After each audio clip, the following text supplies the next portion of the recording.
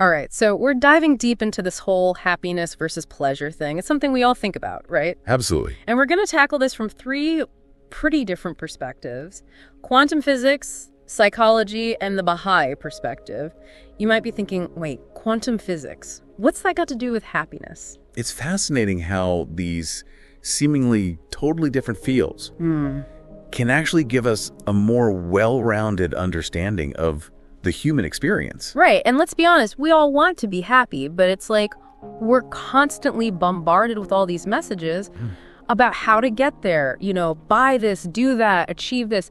It can be overwhelming, It really can. And sometimes I think we end up just chasing those quick bursts of pleasure instead of actually cultivating a deeper and more lasting sense of happiness. That feeling you get when you're scrolling through social media? Oh, yeah. You get that little dopamine hit, but then it fades so quickly and you're kind of left wanting more. It's true. And that's where this whole quantum physics analogy comes in. Yeah. Sounds a little out there, but even tiny particles like electrons can actually give us some insights into this whole happiness and pleasure thing.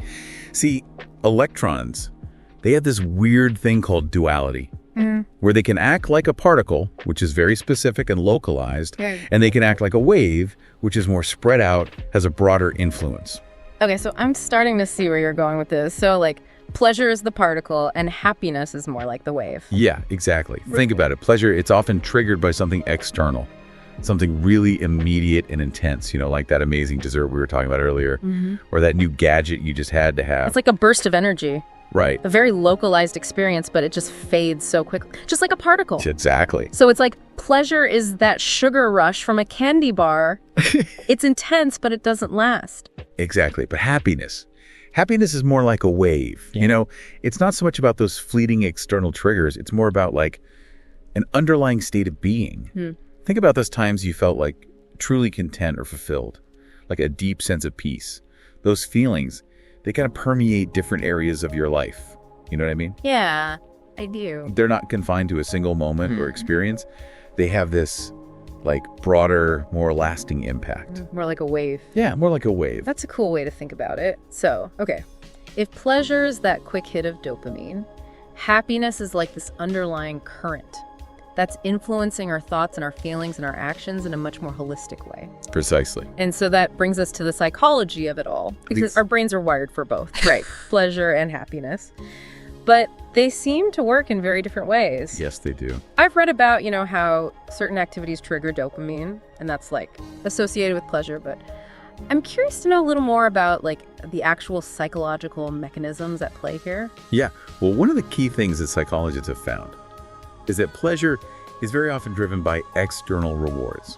Things like, getting a lot of likes on social media, or buying new possessions, or, even a delicious meal. These things, they kind of stimulate our reward systems. They give us this temporary boost, but the effects are usually very fleeting. Right, and I bet that's why it's so easy to get caught in these cycles of chasing after those external rewards. You get a little taste of pleasure, and then you want more and more and more. Exactly. Almost like an addiction. Yeah, it's a great analogy. It's like we're constantly looking for that next dopamine hit, and it can actually lead to feelings of emptiness and dissatisfaction over time. So what about happiness then? Is that driven by those same external things too? Not so much. Happiness is usually more closely linked to internal factors. Things like our relationships, our sense of purpose, our personal growth.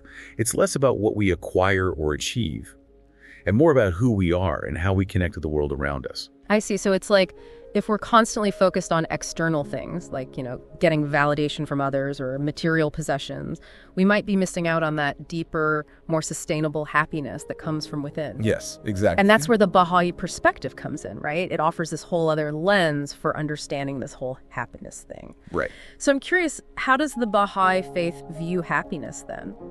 Well, the Baha'i teachings really emphasize the concept of the soul, that spiritual essence within each of us. And the idea is that true happiness comes from aligning our actions with our spiritual nature. Okay, that makes sense. But what does that look like in practice? What are the things we should be aligning ourselves with?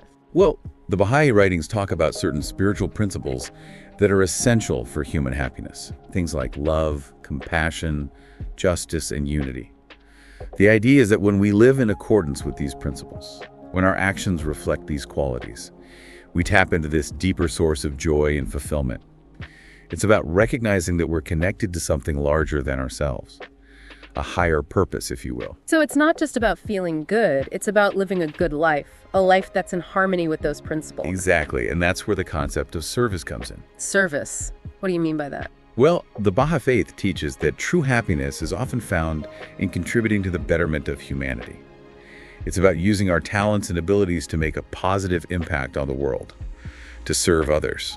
That's pretty powerful. It's like it kind of flips the whole happiness script on its head, doesn't it? Instead of always asking, what's in it for me? It becomes, how can I contribute? It is a bit of a paradigm shift. And what's fascinating is that this idea of service actually ties back to what we were talking about with psychology and even quantum physics. Oh, wow. Okay. I'm really intrigued now. How does it all connect? Well, think about it this way. When we engage in acts of service, when we focus on helping others, we're kind of shifting our attention away from our own ego and our own desires. We're less concerned with those like fleeting pleasures and more focused on something bigger than ourselves. And that shift, that can actually lead to a deeper, more lasting sense of happiness.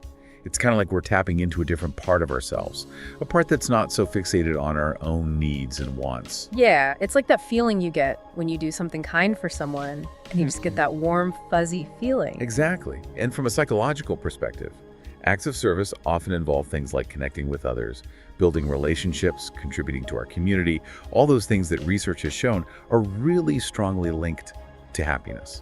It's about like tapping into those internal factors that create that more stable and lasting sense of well-being. Okay, so we're seeing how service ties into psychology, but what about the quantum physics connection? I'm still kind of trying to wrap my head around that one. Remember we talked about happiness being like a wave? Well, when we're engaged in acts of service, we're not just creating like a positive ripple effect in our own lives, but we're contributing to a larger wave of positive energy that extends outwards into the world. Whoa, so it's like our individual actions are actually amplifying that wave of happiness, making it even stronger and more widespread. Exactly. It's like each little act of kindness, each effort to make a difference, adds to this collective wave of positive change and helps create a more harmonious and joyful world for everyone. That's such a beautiful analogy. Makes this whole idea of service feel so much more powerful and meaningful. And what's really cool is that the Baha'i writings really emphasize this interconnectedness of humanity. They talk about how we're all part of this one human family. And our actions have the power to affect not just ourselves, but the entire world. So it's like a ripple effect. Even those small acts of kindness can have a far-reaching impact. Exactly. And this whole idea of interconnectedness, it actually aligns with some really interesting research in quantum physics. That suggests everything in the universe is interconnected at like a fundamental level. It is kind of mind-blowing when you think about it. It is like science and spirituality are converging on this idea that we're all part of something much bigger than ourselves. And our actions, they really matter. Absolutely. And that's what I find so inspiring about this whole exploration of happiness. It's not just about, seeking personal gratification, but recognizing our potential to contribute to something larger than ourselves, to create a world that's filled with more love and compassion and unity. So you're saying that true happiness isn't something we find in isolation, it's something we create together. Exactly. And that brings us to another really important aspect of the Baha'i perspective on happiness, the importance of community. Community. How does that fit into this whole picture? Well, the Baha'i writings emphasize that true happiness is often found in connection with others, in building strong and supportive communities.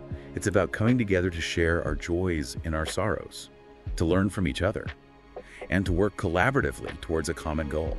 So it's not just about individual spiritual growth, but it's about engaging with our community, working together to make a positive impact. Exactly. And this idea of community building also ties back to this concept of unity, which is so central to the Baha'i teachings.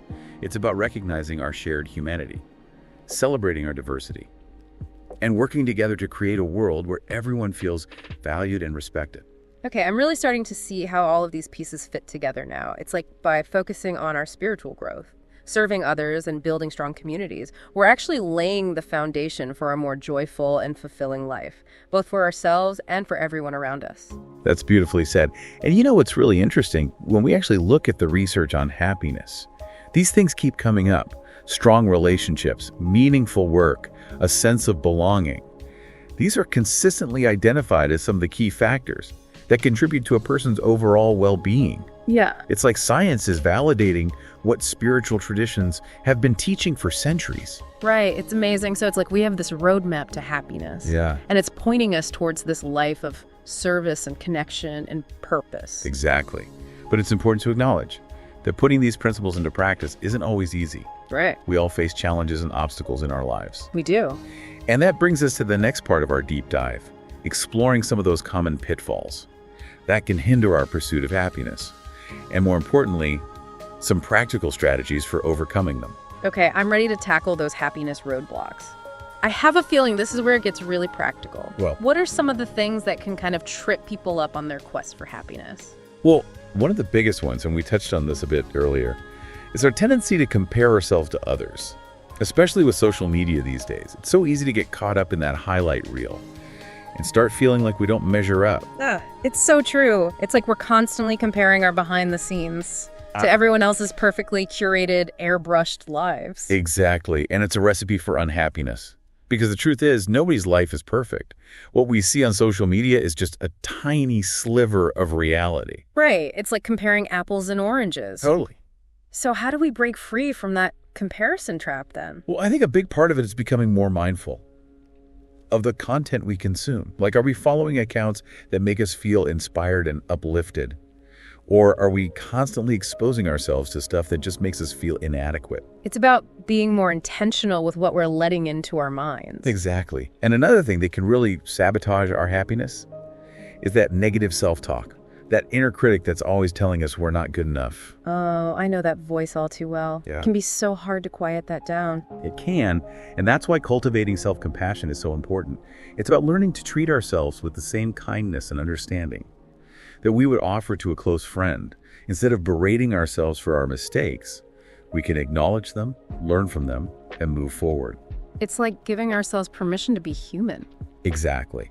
And another big obstacle to happiness is our tendency to get caught up in the past or worry about the future. We dwell on regrets, we get anxious about things that might happen, and we end up missing out on the present moment, which is the only moment where we can actually experience happiness. That's so true. I'm definitely guilty of that. My mind is constantly racing ahead or replaying things from the past. It's so common. And that's where mindfulness practices can be incredibly helpful. Things like meditation, deep breathing, even just taking a few moments to focus on our senses. These can help us become more present, more grounded in the here and now. So it's about training our minds to just be. Exactly. And to savor those good moments instead of letting them slip away. Yes, and that ties into another important practice. Gratitude.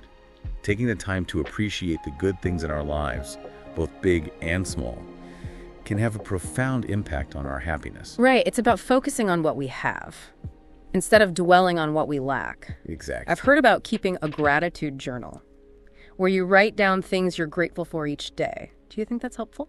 It can be a really powerful tool, but even just taking a few moments each day to reflect on the good things in your life, to really savor them, can make a big difference. So we've talked about some of the things that can get in the way of happiness, but the million-dollar question, what are some practical things we can actually do to cultivate more happiness in our lives? Well, one thing we've touched on already is the importance of nurturing those internal factors. Our relationships, our personal growth, our sense of purpose. So investing in those areas is really key. Absolutely. Make time for the people you care about. Pursue activities that challenge and inspire you. Find ways to contribute to something larger than yourself, whether it's volunteering in your community, donating to a cause you believe in, or simply offering a helping hand to someone in need. And it doesn't have to be some big grand gesture. Even small acts of kindness can make a difference. Absolutely. And remember that connection with your community. Yeah, finding ways to collaborate and support each other. That can also be a huge source of happiness. We're all in this together, right? We are. And working together can really amplify those positive feelings. It can. And don't underestimate the power of simple things, like spending time in nature, getting enough sleep, taking care of your physical health. Yeah, those things are so important. They really are. And finally, I think it's important to remember that happiness is a journey, not a destination. There will be ups and downs along the way, challenges and setbacks, but by cultivating those inner resources, focusing on the present moment, and connecting with others, you can weather those storms and create a life that's rich with meaning and joy. This has been such an insightful deep dive. We've covered so much ground, from quantum physics to spiritual principles, and it all comes back to this. Happiness is something we can actively create. It's not something we just passively wait for. And it's remarkable how all these different perspectives, seemingly from such different worlds, ultimately converge on this idea that happiness is not just about fleeting pleasure, but about living a life that's aligned with our values, our purpose, and our aspirations. And the best part is, we don't have to do it alone. We don't. Thank you so much for sharing your insights with us today. I know our listeners are going to get so much out of this conversation. It's been my pleasure. To our listeners, keep seeking, keep exploring, and keep choosing happiness. We'll see you on our next deep dive.